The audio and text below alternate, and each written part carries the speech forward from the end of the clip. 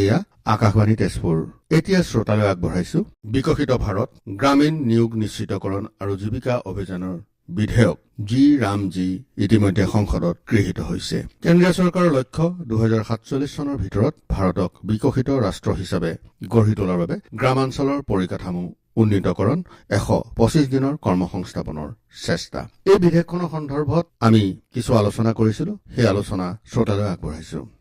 আৰু আজি এই মুহূৰ্তত কথা পাতিব বিচাৰিছো দৰং মহাবিদ্যালয়ৰ উপাধ্যক্ষ তথা দৰং মহাবিদ্যালয়ৰ অৰ্থনীতি বিভাগৰ মুৰব্বী অধ্যাপক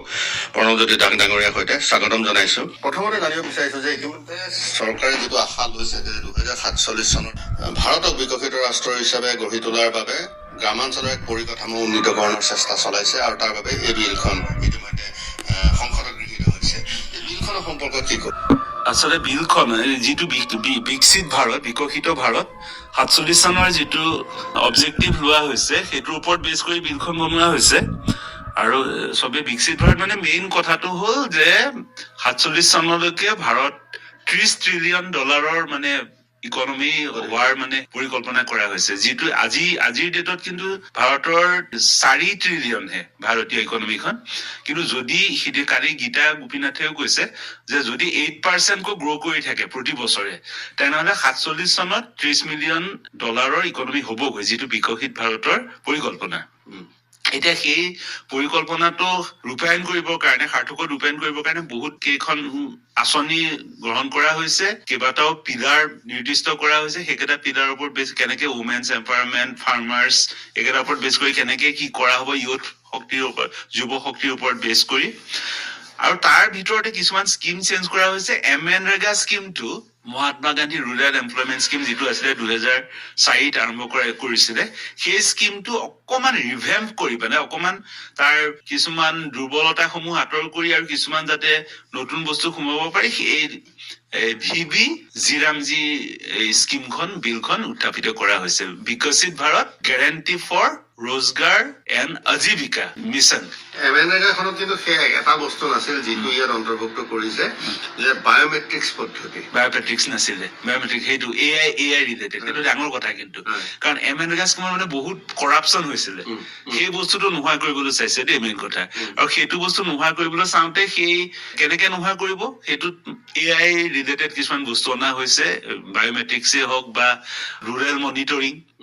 যাতে কোনো ধৰণৰ ফাণ্ডৰ ডিবিটিত ইতিমধ্যে কোনো ধৰণৰ তেনেকুৱা কৰাপশ্যন হোৱা নাই। কিন্তু মনত ৰাখিবা, আজি ধৰক 5 বছৰ 10 বছৰ হৈ গৈছে ডিবিটি ডাইৰেক্ট বেনিফিট ট্ৰান্সফাৰ যিটো মানে আখুৱাবিলাক একদম নোহোৱা হৈ গৈছে যিবিলাক। গতিকে এইটোতো চাগৈ সেই একেই হ'ব, আগৰ যিটো কৰাপশ্যনৰ যিটো স্কোপ আছিল সেইখিনি যথেষ্ট লাঘৱ হ'ব। MNREGA দেখিছিলো আমি বহু মানুহৰ এনেকুৱা আছিল তেওঁলোকৰ কাৰ্ডখন থাকে অথচ তেওঁলোকৰ পেমেণ্ট নোসোমায় বা নাপায়। কিন্তু যদি তেনেকে হয় এই মধ্যভোগী শ্ৰেণীটো নোহোৱা হ'ব, মধ্যভোগী শ্ৰেণীটো নোহোৱা হ'ব। MNREGA সেইটো সাংঘাতিক চলিছে। বহুত স্কিম মানে নামত হয় কিন্তু কোনো ধৰণৰ একোৱেই নহয়, ফাণ্ডখিনি ক'ত হেৰাই যায় ঠিকেই নাই। এতিয়া সেই বস্তুটো কিন্তু নহ'ব বোধ হয়, যিহেতু হোৱা নাই ডিবিটিত কোনো ধৰণৰ তেনেকুৱা ধৰণৰ বস্তু হোৱা নাই কিন্তু এতিয়ালৈকে। গতিকে এই ক্ষেত্ৰতো চাগৈ আৰু ইয়াতো খুব যথেষ্ট ষ্ট্ৰিক্ট কৰা হ'ব বোধ হয়। AI ৰিলেটেড হওক, বায়োমেট্ৰিক্স হওক বা পঞ্চায়ত বিলাকক কিছুমান পাৱাৰ দিয়া হ'ব, তেওঁলোকে যাতে বস্তুটো সঁচাকৈ হৈছে নে নাই আৰু কি হ'ব সেইকেইটা স্পেচিফিকেলি 4টা বস্তু মেইনলি সেইকেইটা স্পেচিফাই কৰি দিছে। যে আগতে কোনো ধৰণৰ তেনেকে একো হেৰি নেকি আৰু ৰাস্তা বনোৱা অমুক কৰা তমুক কৰা তেনেকুৱা ধৰণৰ খুব লুজ কিছুমান হেৰি আৰু মানে কোনো ধৰণৰ ডেফিনিট স্পেচিফিক কোনো ধৰণৰ হেৰি নহয়। এইবাৰ কিন্তু কেইটামান বস্তু water supply, disaster management, irrigation facility, school infrastructure এনেকুৱা ধৰণৰ কেইটামান পাৰ্টিকুলাৰ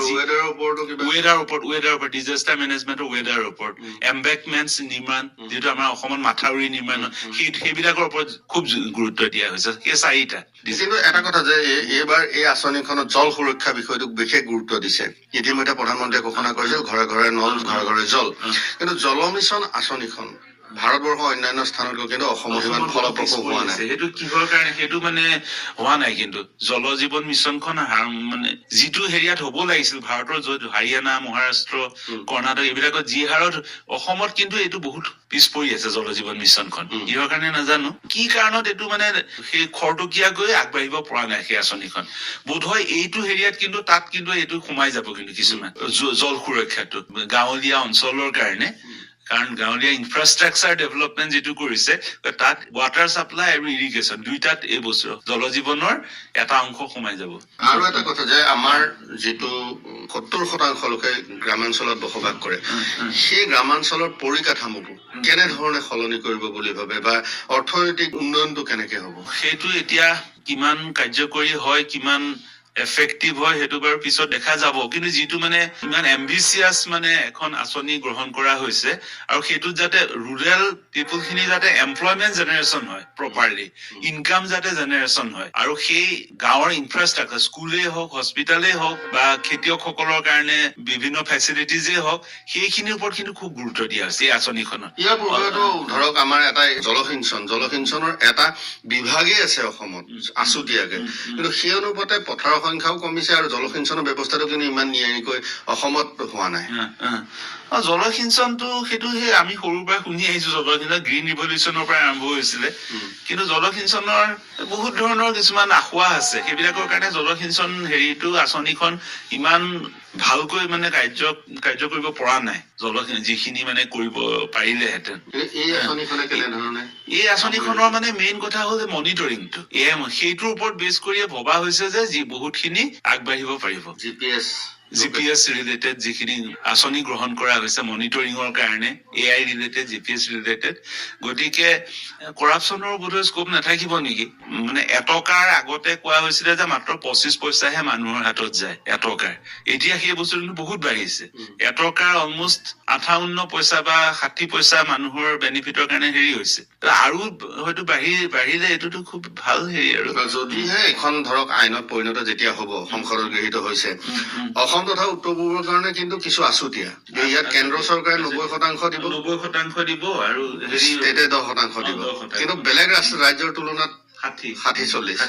গতিকে ইয়াৰ বেনিফিটটো এতিয়া কেনেধৰণে ল'ব লাগে আচলতে? সেইটো মানে সেই এডভান্টেজটো ল'ব পাৰিব লাগিব। তাৰমানে হিমালয়ৰ ষ্টেটছ কেনেকেখনৰ কাৰণে না, হিমালয়ৰ গতিকে যিখিনি 90-10 দিছে, আগতেতো 100% দিছিলে বাৰু দেই চেন্ট্ৰেল গভৰ্ণমেণ্টে, কিন্তু এতিয়া যিটো 60-40, বাকীবিলাক ষ্টেটে 40% নিজে বিয়াৰ কৰিব লাগিব। গভৰ্ণমেণ্টেতো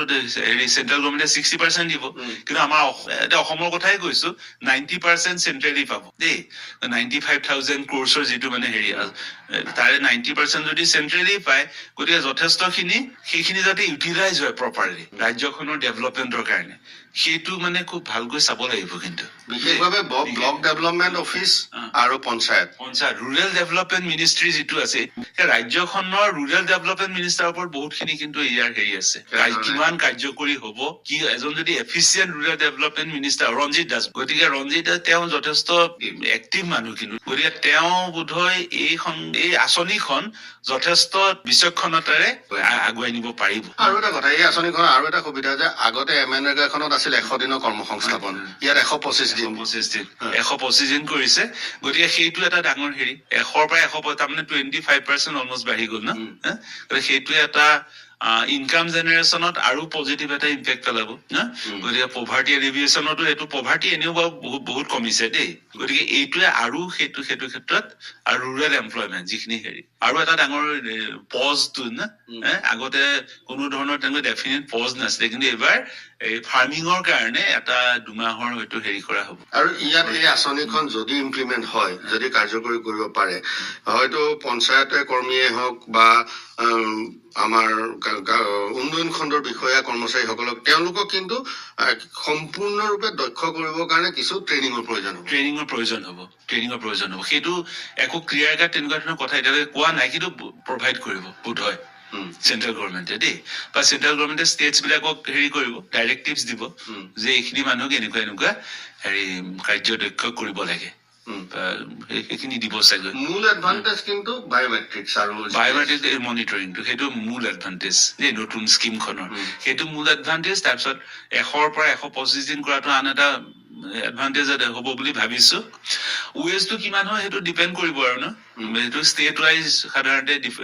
ডিফাৰ কৰে। যোৱাবাৰে হাইয়েষ্ট ৱেজ আছিলে বোধহয় হাৰিয়ানাত 400 টকা দিছিলে তেওঁলোকে আৰু বহুত ষ্টেটত আমাৰ অসমত 376 টকা আছিল নেকি গতিকে সেইটো এবাৰ ৱেজ ডেফিনেটলি নিৰ্ধাৰণ কৰা হোৱা নাই এতিয়ালৈকে দেই এখন কাৰ্যকৰী কৰিবলৈ সময়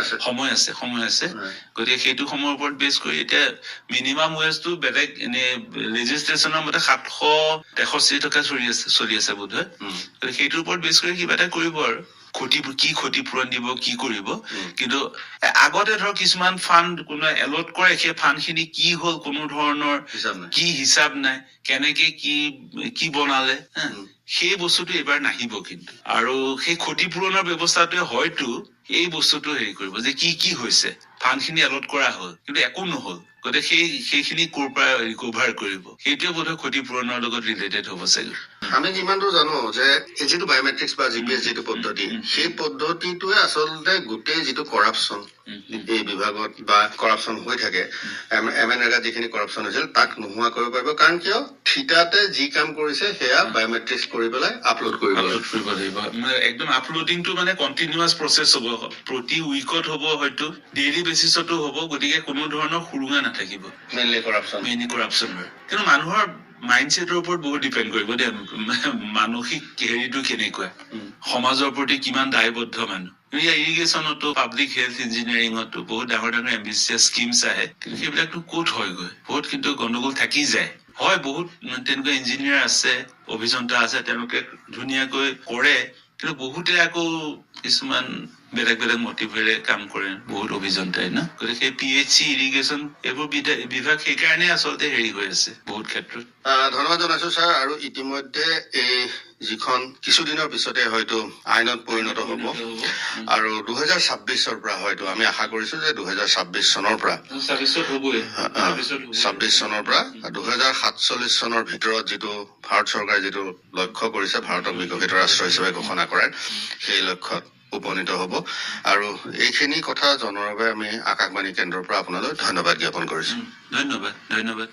বিকশিত ভাৰত জি অৰ্থাৎ বিকশিত ভাৰত গ্ৰামীণ নিয়োগ নিশ্চিতকৰণ আৰু জীৱিকা অভিযানৰ বিধেয়কখন ইতিমধ্যে সংসদত গৃহীত হৈছে আজি এই বিধেয়কখনৰ সন্দৰ্ভত আমি কথা পাতিব বিচাৰিছো তেজপুৰৰ আছাম ট্ৰিবিউন কাকতৰ সাংবাদিক শম্ভু বড়ো ডাঙৰীয়াৰ সৈতে আমি প্ৰথমতে এই বিধেয়কখন যিহেতু 2047 চন লক্ষ্য লৈছে চৰকাৰে এই বিধেয়কখনৰ পৰা কেনেধৰণে ৰাইজ উপকৃত হ'ব নমস্কাৰ ইতিমধ্যে বিকশিত ভাৰত জি বিল 2025 গৃহীত হৈছে সংসদত এখন আগতীয়াকৈ আছিলে এনৰেগা যিখন আঁচনি সেইখনৰে ৰূপান্তৰ বুলি আমি ইতিমধ্যে গম পাইছো আগতেও আছিলে গ্ৰামাঞ্চলৰ ৰাইজক সৰ্বতো প্ৰকাৰে উন্নয়ন কৰা যিখিনি মানে অশিক্ষিত লোক বা কাম কৰি জীৱিকা উলিওৱা যিসকল ব্যক্তি তেওঁলোকৰ মানে নিয়োগ নিশ্চিতকৰণৰ কাৰণে সেইখন আঁচনি আছিলে তাকে মানে এটা নতুন ৰূপ দি জি বুলি এখন বিল আনি 2025 গৃহীত কৰিলে আৰু এইখনৰ মাজতে এটা মানে আশা কৰা হৈছে যে 70% যে গ্ৰামাঞ্চলত বসবাস কৰা লোক সেইসকলৰ মানে আগত আছিলে 100% কামৰ নিশ্চিতকৰণ বা যিটো ৱৰ্ক গেৰেণ্টি বুলি কয় জব গেৰেণ্টি সেইটো এতিয়া 125 দিনলৈ মানে কৰিব সেইটো এটা ভাল দিশ বুলি আমি অনুমান কৰিব পাৰো আমি আশা কৰিব পাৰো যেহেতু এটি গৃহীত হৈছে কামত আহিব যেতিয়া আমি দেখিম গতিকে এটা ভাল হ'ব বুলি ভাবিছো আৰু ইয়াৰ কথা হৈছে এই বিধেয়কখনৰ জৰিয়তে চৰকাৰে 2047 চনৰ ভিতৰত ভাৰতবৰ্ষক এখন বিকশিত ৰাষ্ট্ৰৰূপে গঢ়ি তোলাৰ যি ৰাষ্ট্ৰীয় দৃষ্টিভংগী সেই অনুযায়ী গ্ৰাম্য উন্নয়নৰ যিটো পৰিকাঠামো যিটো ইনফ্ৰাষ্ট্ৰাকচাৰ সেইটো গঢ়ি তুলিব বিচাৰিছে এটা ভাল দিশ বুলিয়ে আমি দেশখনৰ নাগৰিক হিচাপে আমি এইটো আশা কৰিব সাংবাদিক হিচাপে কিছু বস্তু মানে নিৰীক্ষণ কৰিছো বিলখন গৃহীত হোৱাৰ পিছতে আৰু মই এটা কথা ক'ব যে এইখন বিধেয়কৰ অধীনত প্ৰত্যেক বিত্তীয় বৰ্ষত দক্ষতাৰ প্ৰয়োজন নোহোৱা কাম কৰিব খোজা যিসকল গ্ৰামাঞ্চলৰ লোক সেইসকলৰ 125 দিনৰ কৰ্মসংস্থাপনৰ যিটো বিধিসন্মত নিশ্চয়তা সেইটো প্ৰদান কৰা হ'ব মানে আৰু এই যিখন তেওঁলোকে আঁচনি গ্ৰহণ কৰিছে এই আঁচনিখনৰ এটা কথা ঠিক কিন্তু উত্তৰ পূবৰ ক্ষেত্ৰত যদিও কেন্দ্ৰীয় চৰকাৰে 60% ধন বিনিয়োগ কৰিব বা 40% ৰাজ্য চৰকাৰে বিনিয়োগ কৰিব কিন্তু উত্তৰ পূবৰ ক্ষেত্ৰত কিছু ৰেহাই দিয়া হৈছে সেইটো ভাৰতীয় সংবিধানতে আছে উত্তৰ পূৰ্বাঞ্চলৰ যি 7খন বা ইতিমধ্যে এখন আমি এড কৰিয়ে ক'ব লাগিব 8খনো ক'ব পাৰো যি সাত ভনীৰ ক্ষেত্ৰত কিছু অলপ আছুতীয়া হয় কেন্দ্ৰীয় চৰকাৰৰ যিখিনি আঁচনি সেইখিনি আছুতীয়া হয় আৰু সেইটো ভাল হ'ব বুলি মই অনুমান কৰো গতিকে কিছু ৰেহাই থাকিব 60 আৰু 40 এইটোৰ ক্ষেত্ৰত উত্তৰ পূৰ্বাঞ্চলৰ ক্ষেত্ৰত কিছু আছুতীয়া হ'ব আৰু এইটো ভাল হ'ব বুলি মই ভাবো ৰাজ্য চৰকাৰে 10% ধন যোগান ধৰিব এই ক্ষেত্ৰত এটা ভাল হ'ব নিশ্চয় 2025 চনলৈ আগলৈকে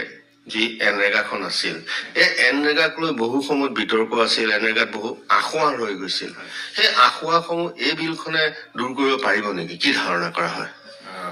নিশ্চয় এনৰেগা আঁচনিখনত যথেষ্ট আখোৱা আছিল বেয়া নাছিল আঁচনিখন বেয়া নাছিল কিন্তু কিছু আখোৱা আছিল সেই আখোৱাবোৰ দূৰীকৰণৰ অৰ্থে এই নতুন এখন বিধেয়ক আনিলে যিখন মানে জি ৰামজী বোলা যিখন বিল সেইখন আনি তাৰ আখোৱাবোৰ দূৰ কৰি পূৰ্ণাংগ এটা ৰূপ দিবৰ কাৰণে যিসকল নিবনুৱা ব্যক্তি গ্ৰামাঞ্চলৰ যি 70% 75% বা 65% যি আমাৰ গ্ৰামাঞ্চলত বসবাস কৰে যিসকল লোক তেওঁলোকৰ নিয়োগ নিশ্চিতকৰণৰ কাৰণে সেই আখোৱাবোৰ দূৰ কৰি পেলাই ইয়াক সম্পূৰ্ণভাৱে ফলপ্ৰসূতা দিবৰ কাৰণে এইটো কৰিছে বুলি অনুমান কৰিব পাৰি এনৰেগাত সেই পদ্ধতিটো আছিল যিটো বায়োমেট্ৰিক্স পদ্ধতি এতিয়া কিন্তু বায়োমেট্ৰিক্স পদ্ধতিৰ সহায় লব বুলি কোৱা হৈছে বিলখনত হয় এই মানে কি হয় দেখা গৈছে চৰকাৰী আঁচনিবোৰ ৰূপায়ণ কৰাৰ ক্ষেত্ৰত বহুতো যেটো ইংৰাজীত মানে ডিসক্ৰিপেন্সি বুলি কোৱা হয় কিছু মানে এটো ঠিক 2 নম্বৰী ধৰণৰ কিছু খেলিমেলি কিছুমান মানে কৰাৰ প্ৰায়বোৰ দেখা যায় হেতু যেটো আশা কৰি নকৰো কিন্তু কৰা যায় মানে দেখা যায় মানে হেবোৰ হৈ গৈ হেবোৰ নিশ্চিত হেবোৰ দূৰীকৰণৰ কাৰণে এতিয়া ধৰক বায়োমেট্ৰিক যেটো প্ৰমাণীকৰণৰ তাৰপিছত জিপিএছ যেটো ব্যৱস্থা যত কাম কৰিছে তাতে জিপিএছৰ ফটো এখন ললে বা তাৰ লোকেট কৰিলে এটো তাৰ মানে ফাকিটো দিব নোৱাৰে আৰু সেই বস্তুটো আৰু বাস্তৱ সময়ৰ ডেশবোৰ্ড হেতু কৰিব লাগিব আৰু সক্ৰিয় প্ৰকাশ আৰু পৰিকল্পনা অডিট আৰু জালিয়াতিৰ বিপদ প্ৰশমনৰ বাবে এই গোটেই বস্তুবোৰ সাঙৰি লৈ পেলাই এটা ডিজিটেল এটা কাৰবাৰ কৰিবলৈ ডিজিটেল পদ্ধতিটো ইয়াত মানে ব্যৱহাৰ কৰি মানে যেটো কাৰাপশন ফ্ৰী এৰৰ ফ্ৰী হিচাপে এটা কাম এটা কৰিবৰ কাৰণে চৰকাৰে এটা ব্যৱস্থা কৰিব খুজিছে এটা ভাল হ'ব বুলি অনুমান হয় আৰু এটা কথা যে যিহেতু গোটেই কামখিনি এই আঁচনিখনৰ গোটেই কামখিনি গ্ৰামাঞ্চলৰ পৰিকাঠামো উন্নয়ন বা অন্যান্য গ্ৰামাঞ্চলক লৈ সাঙুৰা হৈছে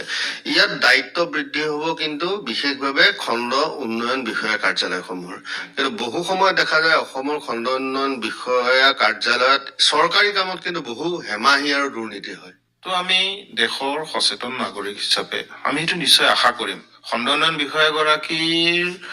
অন্তৰ্গত বহুত গাঁও থাকে পঞ্চায়তবোৰ থাকে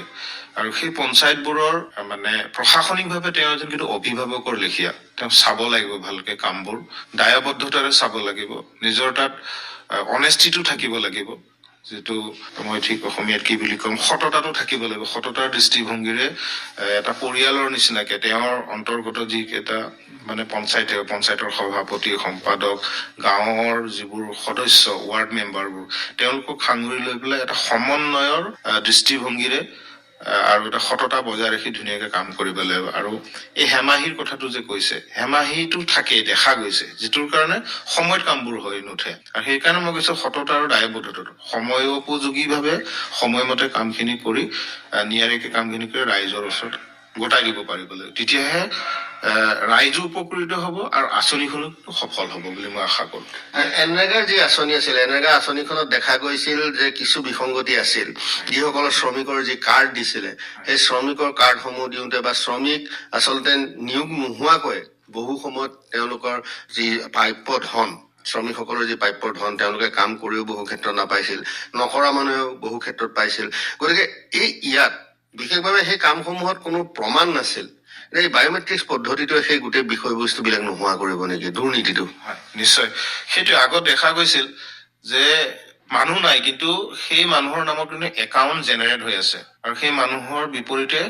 হাজিৰাটো সোমাই আছে কিন্তু এতিয়া কি হৈছে এই ডিজিটেল যেটো পদ্ধতি বায়োমেট্ৰিক পদ্ধতি জিপিএছত ফটো লোৱা ডেশবোৰ্ড মেইনটেইন কৰা এই গোটেই পদ্ধতিয়ে কিন্তু আগৰ আশাসমূহ কিন্তু নিশ্চয় দূৰ কৰিব পাৰিব মোৰ হেতু মানে বিশ্বাস এই ক্ষেত্ৰত বিশেষভাৱে পঞ্চায়তৰ যেটো ৰাজ ব্যৱস্থা আমাৰ পঞ্চায়তৰ ৰাজ ব্যৱস্থাটো ইয়াত কাম যথেষ্টখিনি থাকিব সেইকাৰণে ইতিমধ্যে মই কৈছোৱে যে হেতুকে মই পুনৰ দোহাৰিম যে পঞ্চায়তৰ কৰ্মীসকল আৰু খণ্ড উন্নয়ন বিষয়াগৰাকীৰ লগত সমন্বয়েৰে সততাৰে কামটো নিশ্চয় কৰিব লাগিব, তেতিয়াহে কিন্তু সফলতাটো অৰ্জন কৰিব পাৰিব। আৰু ইয়াত উদ্যমান যে আৰু বিষয়বস্তু গুৰুত্ব দিয়া হৈছে যে প্ৰধানমন্ত্ৰীয়ে কৈছিলে যে যিটো ঘৰে ঘৰে নল ঘৰে ঘৰে জল, ইয়াত জল সুৰক্ষা আৰু মূল গ্ৰাম্য আন্তঃগাঁথনি উন্নয়ন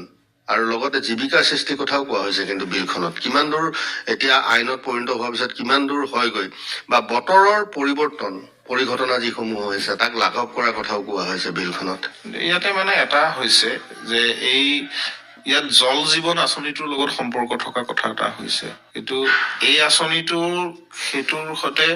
সংযোগ কৰি পেলাই সফলতাৰ কথা যদি আমি ভাবিবলৈ যাওঁ, কিন্তু এটা কথা প্ৰথমতে ঠিক কৰিব লাগিব, নিশ্চিত কৰিব লাগিব, ইতিমধ্যে আমাৰ গ্ৰাম্যাঞ্চলত হোৱা যে জল জীৱন আঁচনিৰ অন্তৰ্গত যিবোৰ ঘৰে ঘৰে জল ঘৰে ঘৰে নল এই ধৰণৰ যিটো দৃষ্টিভংগী, সেইটো কিন্তু কৰবাত কিন্তু সফল হোৱা নাই। কৰবাত আঁচনি আছে তাত পানীয়ে নোলায়। সৰহসংখ্যক সিংহভাগ আঁচনি কিন্তু তেনেকুৱা হৈছে। সেইখিনি চিজিল কৰি লোৱাৰ পিছতহে কিন্তু থান্তিত লগাই লোৱাৰ পিছতহে কিন্তু এই নতুনকে অহা যিটো এই আঁচনিৰ লগত সংযোগ কৰি মানে সফল হ'ব পাৰিব। আগৰ যিখিনি আশা ঠিক কৰিব লাগিব। মই বহুকেইটা আঁচনিৰ বিপৰীতে মই বাতৰিও কৰিছো, মই দেখিছো মানে দেখিছে পানী নুঠে, পানী দিছে পাইপ ফুটা, ৰাইজৰ আপত্তি, ৰাইজে আপত্তি যিজন জল মিত্ৰ বুলি থকা যিজন ব্যক্তি তেওঁৰ ওচৰত যদি আপত্তি কৰিব যায় তেওঁ ওলোটাই গালি দি পঠিয়াই দিয়ে। গতিকে এনেকুৱাবোৰ হৈছে, সেইবোৰ চৰকাৰ বা বিভাগীয় কৰ্তৃপক্ষই সেইটো বা পঞ্চায়ত সমূহে আৰু পঞ্চায়তৰ অন্তৰ্গত এতিয়া এটা নিৰ্দিষ্ট কোম্পানীয়ে বা এজেঞ্চিয়ে সেইটো বনোৱা হোৱাৰ পিছত পঞ্চায়তক ডেলিভাৰী দিয়ে। পঞ্চায়তো চাবলৈ লাগে, পঞ্চায়তে কিন্তু সেইবোৰ ভালকে চোৱা নাই। যদি এইটো নকৰে কিন্তু গোটেইবোৰ আকৌ সেই আগৰ নিচিনাকে সেই ভালুকৰ খাঙিয়ে হ'বগৈ, বুমেৰাং হ'বগৈ কথাটো। গতিকে এইবোৰ চিজিল কৰি ল'ব লাগিব। আঁচনিখন সুন্দৰ, যথেষ্ট শুভ দৃষ্টিৰে আগবঢ়াই আনিছে ৰাইজৰ কাৰণে প্ৰধানমন্ত্ৰী ডাঙৰীয়াই, দেশৰ উন্নয়নৰ কাৰণে, গ্ৰামাঞ্চলৰ উন্নয়নৰ কাৰণে, গ্ৰামাঞ্চলৰ মানুহৰ জীৱন জীৱিকাৰ যিটো দিশ সেইটো উন্নত কৰাৰ স্বাৰ্থত বিভিন্ন আঁচনি আনিছে, তাৰে এইটো এটা সংযোগ হৈছে। শ্ৰোতা ইমান পৰে বিকশিত ভাৰত গ্ৰামীণ নিয়োগ নিশ্চিত আৰু জীৱিকা অভিযানৰ বিধেয়কখনৰ সন্দৰ্ভত কিছু কথোপকথন শুনিলে। অনুষ্ঠানটিৰ ঠাইতে বাণীবন্ধন কৰিলে অৰ্ণৱ কুমাৰ নাথে। অনুষ্ঠানটিৰ প্ৰযোজনা অনুষ্ঠান কাৰ্যবাহী ৰূপান্ত কুমাৰ দাসৰ।